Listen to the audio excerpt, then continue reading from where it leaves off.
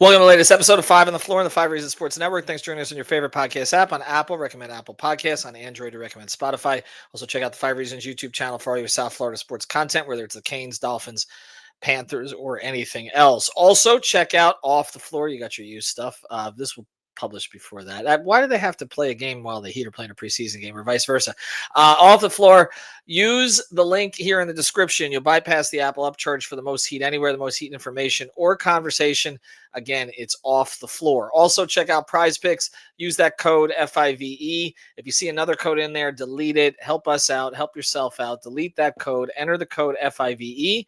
Put down $5 and you get $50 in free lineups. Again, it's prizepicks.com, the Google Play Store, or the Apple App Store, our daily fantasy partner, and it is legal in the state of Florida.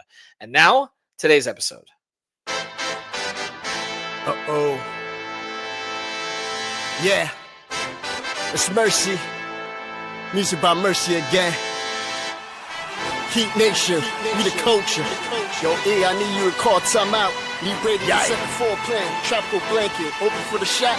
Yo, Greg, set the pick. Still five on the floor. Still ride for my dog. Still battle on the court. Still survive in the war. Keep your eye on the ball. Or get burned from the keep this mic off the wall without turning the cheek. From night to day, no sleepy pads or allowed to mourn us. The nut is sleeping us. Never catch us snoring. Live from Miami. Report in the heat with 5 Reasons Sports from the courts to the streets. Yeah. Wake County.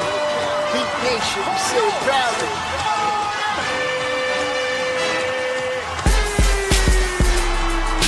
Welcome to Five on the Floor, a daily insider show on the Miami Heat and the NBA, featuring Ethan Skolnick, Greg Sylvander, Alex Toledo, Brady Hawk, and others from the Five Reasons Sports Network. Also, make sure to subscribe to Off the Floor for the most heat anywhere.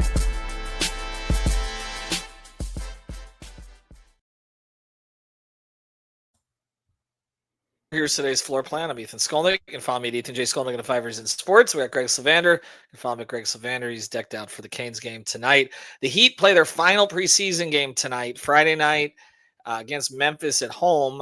Actually, some of these teams that they're playing now in the preseason, they're repeating games with when the regular season starts. They played Orlando twice. They opened the season with Orlando, playing Memphis tonight. They play the second game of the season up in Memphis, and then they come home and play the Knicks at home. By the way, the Heat 0-5 in the preseason. The Orlando Magic are 4-0. I don't know how much you want to read into this stuff, but if we talk about a little bit of divergence between the Florida teams, one has looked pretty good, the other has not. We're going to talk about Tyler Herro.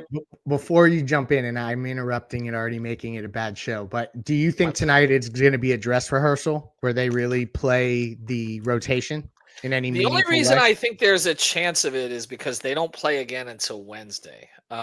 Agree. Which is kind of a long break, and now it seems like everybody's healthy, but one of the guys we're going to talk about today, Herro and Casper. So those are the only two that are not healthy. So Jovic is back. Davion has been back.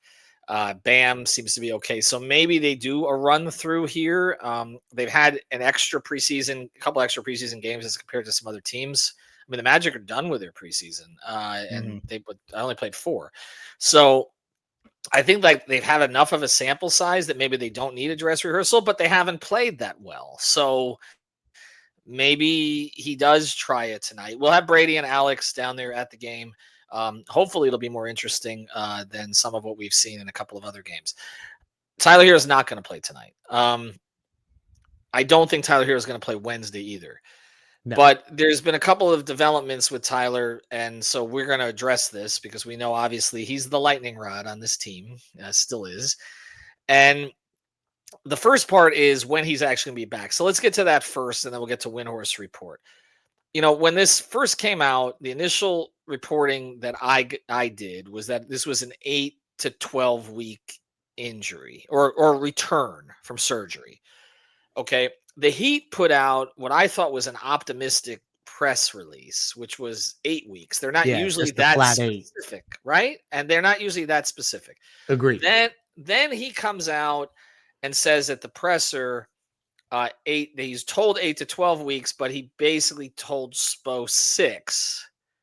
Okay. And I don't know where he was counting from, like the time of the injury or the injury has been going on for a while, but like the surgery itself or from that moment that he was talking to us, I wasn't exactly sure. Okay, but it sounded like he wanted to be back sooner, but actually the projection that he was given was longer than what the Heat had put out. Then there was other reporting that came out where I don't was it Dominique Wilkins or somebody on the Hawks broadcast said that he talked to Heat personnel who said that Tyler could be ready for the start of the season, which is Yeah. something that I hadn't heard. And then he's up in Milwaukee. He's a big Brewers fan, obviously. He's from up there, and he was with Ian Snell and everything else. And they, pitcher on the Brewers, and he looks like he's moving well. That does not mean he can play basketball at a high level yet, but like he was moving well. He hasn't had the scooter. He hasn't had any of the apparatus on his ankle that's been visible. And so people again starting to get excited that he's going to be back right away. I can just tell you, Greg, again, before we get to the contract aspects, I don't have any information that he's going to be back much sooner than the 8-week timeline, which the 8-week timeline would put him back about the 3rd week, maybe the 4th week of the season. I don't have anything different from that. I'm just going to say that. I'll be stunned if he's playing on opening night. I'll put it that way. Agree. Even the first 5 games of the season, because he's like thrown that around in some way, shape, or form, like early in the year that he would be back. I think that that's really optimistic thinking, because there's a couple things, and it's going to blend into what we're going to talk about today. But if he's getting advice from anybody in a year where he is looking for a contract extension, and obviously there's a deadline looming about that, but also he needs to be healthy throughout the season, so that next year, if that's when he has to negotiate an extension or a new contract with somebody, he has had a season that it warrants him getting the kind of money he wants to be paid. So he has vested interest in not rushing back and playing hurt or getting re-injured. So I just think that although he's being very forward in like saying, I'm going to be back. And I appreciate that kind of optimism. I think we should set our expectation level. Like let's split the difference and say 10 weeks, maybe. Well, he said again, sooner than later. Yeah. That can mean anything. He wants to beat the timeline. Now, I get what you're saying, and this bleeds into our other conversation we're going to have about the contract, that you want to be back totally healthy. And if, I were an agent advising him, I would say, make sure you're back totally healthy so that you can perform at your best level. But there is that other thing with him, which is Pat calling him fragile last year and then him playing 77 games. And like I don't know, getting a new contract in some ways depends on his availability. So it's a good point. It's a little more complicated, right? So it's a little bit more complicated than simply saying, well, get back when you're 100%, because there may be a little bit of a push internally to get back to prove that you are not going to miss a lot of times. Hey, look, I played over 70 games again. If he's going to miss the first month plus of the season, he's not going to play 70 games again. So there is some competing That's the magic number, here. By the way. I think you're intuitively going with that 70 game mark, but I think you're on to something that if he doesn't have back-to-back seasons, it's impossible to be 100% confident in the availability question marks that we've had. Right. And look, what are the question marks with him? Okay. And again, we're talking about this with the contract. There's really three: availability, defense, and playoff performance. Those are the 3 things that are used as the yes, and those are the 3 things that are used as the argument against giving him, a max extension or something close. It's availability, which he kind of answered that last year. It's playoff performance. He didn't answer that last year, but then again, nobody on the damn roster did. Okay. And then it's defense, and I don't know how he answers that. So it's kind of like, that's why I ranked that one ahead of playoff performance, because I think Tyler can actually step up in big moments if completely healthy and with a good enough team around him. I think it's impossible to expect him to create offense by himself. So we'll see what it looks like. But the defense thing, which you're right, there is no solving that. That is one of the bigger concerns about when you pay a guy. Can he really be a two-way player if he's going to be that large percentage of your salary cap? Well, the Hawks are not extending Trae Young, right? That report came out today. They're not extending. I'm not surprised. it seems like they're pivoting to a team more with Jalen Johnson and Reese Shea and Dyson Daniels in that group, but Trey is still their offensive engine, Yeah. and they are not extending him. And And Tyler's great too. Like, we shouldn't make this about like Tyler not being worth what like, it sucks that we have to talk about that, because what a success story. And he's been awesome in so many moments, but ultimately the league you're seeing this throughout the league, where if you have certain deficiencies, Mhm. people get reluctant to pay. Well, and Trey is I think a, a more compromised defender than Tyler is, Yeah. because of his size and also because of effort, which I don't think he gives all the time. He's also, and I think we could acknowledge this, a more skilled passer for sure. He's as skilled as anybody in the league. And there are certain things he does better than Tyler offensively, but I don't know that the difference is that great if you look at the efficiency in particular. And of course, the Heat have had plenty of answers for Trey Young over the years. Like he's shot his worst numbers against the Heat, which is, I think, one of the reasons they're not inclined to go try to grab him in any way. It's not a player that they've really shown a lot of interest in when he has been available in the past. And I don't expect it to be going forward, but it's the overall point that the defense matters. Tyler really can't answer that. Availability, he could answer to a degree, right? Mhm. And availability, by the way, plays into the playoff thing, because if he's not available that much and they lose more games as a result of it, they're not in position for him to be able to prove himself in the playoffs, because they may not even get there. Or if they get there, they're going to be an 8 seed and totally overwhelmed like they were last year against Cleveland, was a situation where he had no help. All right, let's get into the contract thing on the other side, though.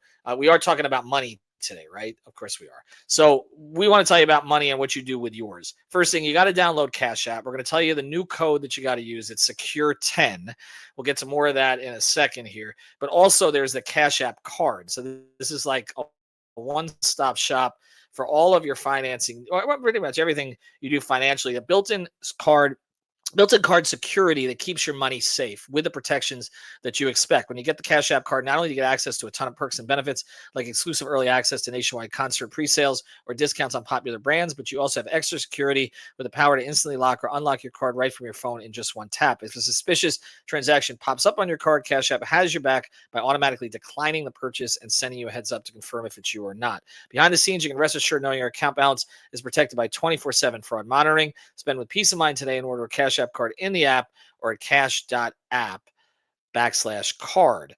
Also, for a limited time, new Cash App customers can earn $10 if they use the code I mentioned it earlier, Secure10, in their profile and sign up, and send $5 to a friend within 14 days. Terms apply. Cash App is a financial services platform, not a bank. Banking services provided by Cash App's bank partners. Prepaid debit cards issued by Sutton Bank, member FDIC. Discounts provided by Cash App, a Block Inc. brand. Visit cash.app/legal/podcast for full disclosures. Okay, full disclosure here. Okay, I'm friendly with Brian Windhorst. I covered the Heat with him during the big 3 years. And if there's any national reporter who, when he speaks on the Heat, I know he's actually spoken to somebody with the Heat, it's him. Okay, He's on the short list, no doubt. they talk to him. Okay, there's some they don't talk to. And so I'll start with that.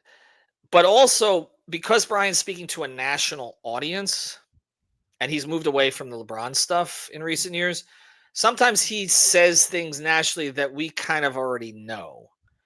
And it's not, he's covering 30 teams. Well, I mean, it's ESPN. He's covering like 8 teams. But like he's by the way, it's nice to see what they're doing with Tim Legler now. I feel like Amazon and and NBC have forced ESPN to raise their game and actually cover the effing game this year, which is nice, okay, until Screaming A gets back at it. But like it's been good to see the Legler segments, the coaching corner segments, and everybody should check those out. He's doing those with 30 teams. And I do think NBA coverage in general is going to be better this year because Amazon seems to want to talk about the game, and that's nice. And of course, they've hired Dwayne and UD, so obviously we're a little bit biased in that regard. But he sometimes puts things out there that, again, we already know. So he put out this report which got aggregated about how there really hasn't been any movement towards an extension with Tyler. And my response to that was, duh. I mean, we've known that. Like, I think Tyler's known that. this came out, look, when Tyler was interviewed for an exit interview day with the media, he essentially said it'll just cost him more next year. He wasn't making a stink about it. He didn't at media day. He was present. He was smiling. He wasn't pulling a Jimmy No Joy. He even made a joke about he wasn't going to let anything steal his joy. I don't see this as a problem right now. I don't see the Heat's position as a problem. I mean, get back on the court and we'll start to evaluate this again. They got other things to evaluate with this roster. I don't think they're inclined to give him the max extension because of the concerns we're talking about, defense, playoffs, and availability. But I also think that they're prepared to make what they perceive, at least, we'll see if he and his camp think so, is a good offer for a player who is a success story, who provides something that they lack, which is offense. So I guess, again, my response was duh. Like, okay, I get they're not going to extend him right now. We didn't expect it. I mean, did you read into this any more than kind of the way that fans were perceiving it? No, you're hitting the high notes. That it's essentially that when Brian mentions it, it becomes a little bit more of a national focus just for this moment in time. So on a slow news Friday, this kind of got aggregated in a way where people are saying, look, this is confirmation that, and I think the extension for Nico was maybe not expected by everybody. And so that made people think, wait, are the Heat evaluating the whole roster and trying to think about extensions on a grander scheme? But I think Pat said it initially. We don't have to make that decision until the following summer. He said that about Jimmy, but also in ways about Tyler. And Tyler is not,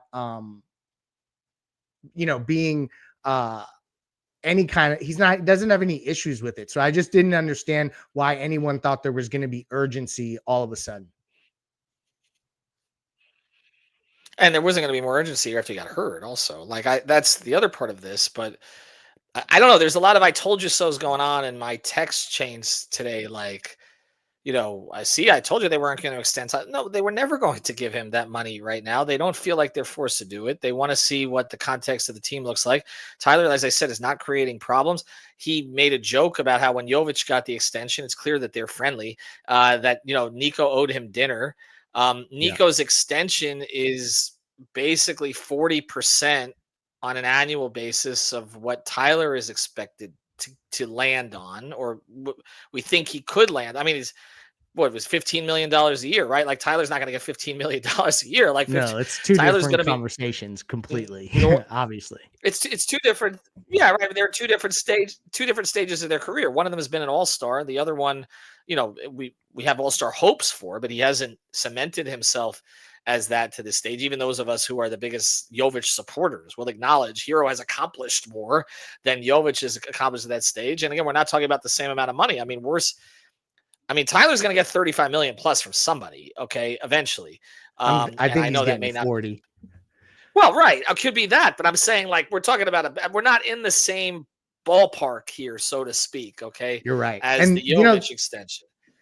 The other thing about Brian's, the report that was aggregated was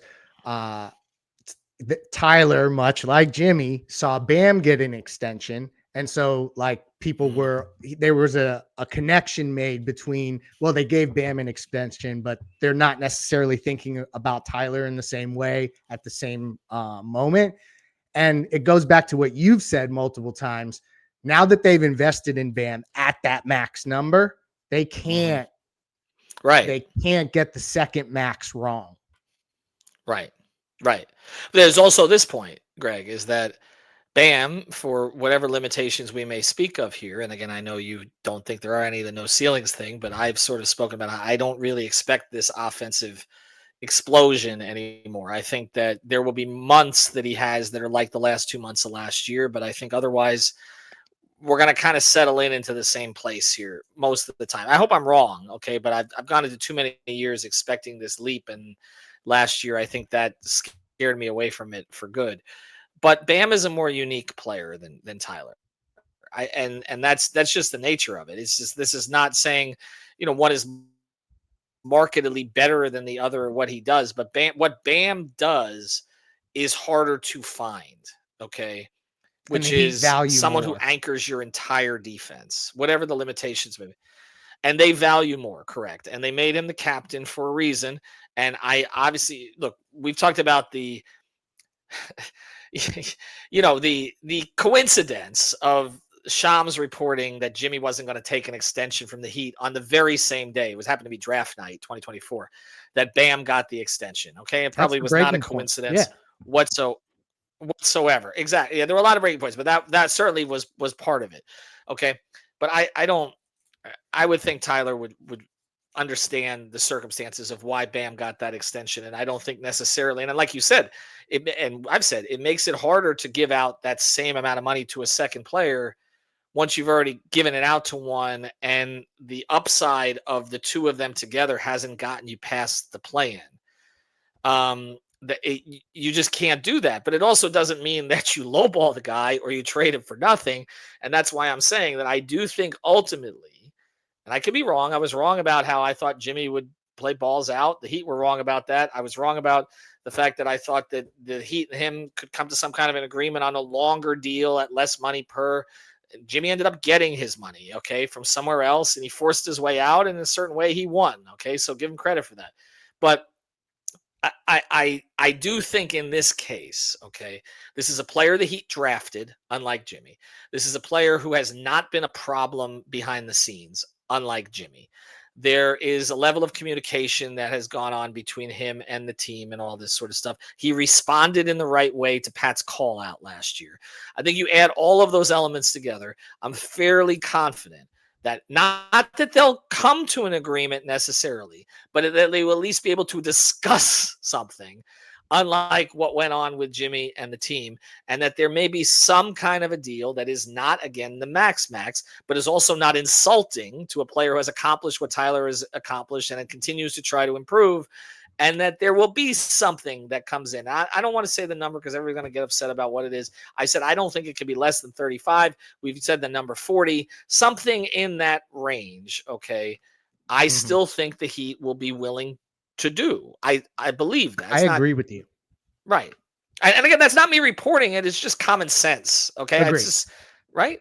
So what Windhorst said today, I guess I'll let you close on this. Like, I don't, again, I'm sorry. I don't. It's just there's no urgency. And that's why I think everyone, maybe we also should acknowledge that there is PTSD from the Jimmy situation where you feel like if you let something linger, what does it impact, right? And you see the downside. They just experienced that. So there is probably some trepidation with this now going on with any of the top players, but Tyler is not obviously making that type of stink. And I think also if you showed Tyler a plan to acquire a player or keep a player that has become an integral part of what they're doing, I think he'll be willing to work with them. I really do. We'll see if I'm proven wrong on that. But so that's why I just think that this can be something they talk about all throughout the season leading up to next summer. There's incentives to get it done in both cases. In the Heat side, they've had trouble finding scoring. Tyler Herro provides scoring. He provided it last year at an efficient rate. Okay. They developed him, or he developed with their help. He likes being in Miami. There are benefits to them keeping a player like that around. In Tyler's case, they've been patient with him. Okay. They have put him in positions for the most part to succeed. And it's a no state tax state. There's a lot. Okay. They have a track record of winning and trying to win, even if it's been a little bit harder of late. And so I think in both cases, there is reason to be reasonable. Okay. And that's why I don't think there should be any panic. And I think the other thing is for Heat fans are like, well, if you can't come to an agreement, you should trade him. I agree. If you're way apart, then yes. Okay. Then that's something that you need to explore. But if you're not way apart, the idea that you don't think he's worth this amount of money, but somehow the Heat are going to be able to get some other team to give them a couple of first-round picks and pay him the kind of money he seeks, that feels a little bit contradictory to me. It feels to me like it makes more sense to try to pay him what is a reasonable rate to help your team And then if he starts doing that and then you want to move another direction, then he could be moved after that. But I don't see the point necessarily in trying to move him before. I know other people are going to come at me on this, but I want to see what it looks like with Herro and Powell. And I know you mentioned Norm, I think, is one of the guys you're referencing. But I also want to see what his connection looks like with Jovic, and some of the guys that they are bringing up. And also, the real important one is the one we may not see for a little while, which is with Kasparas. Because if they're turning over this team to Kasparas, which I think they're probably going to within the next couple of years, especially with the style changes that they're making, can Kasparas play with Tyler? Can Kasparas defend well enough to protect Tyler in those situations? How well will they flow off of each other? These are all things that I don't think we have an answer on them yet, which is another reason why I don't think they can arrive at a dollar figure yet. Okay, that's kind of where it's at. So they need this season. We'll leave it there. I mean, that's the long and the short of it. They both sides would benefit from this season seeing it through. Yeah, I'm with you, and I don't think there's any reason to panic. Trust me, we would love the downloads and to create the controversy here, but I really don't see it at this point. I don't. Okay, I've been wrong before, as I said. All right, thanks to Greg. Thanks to our sponsors, Cash App. Use the code SECURE10, and Prize Picks. Use the code FIV. Have a good one, everybody. Thank you for listening to the 5 on the Floor on the 5 Reasons Sports Network. After all, someone needs to listen to my dad.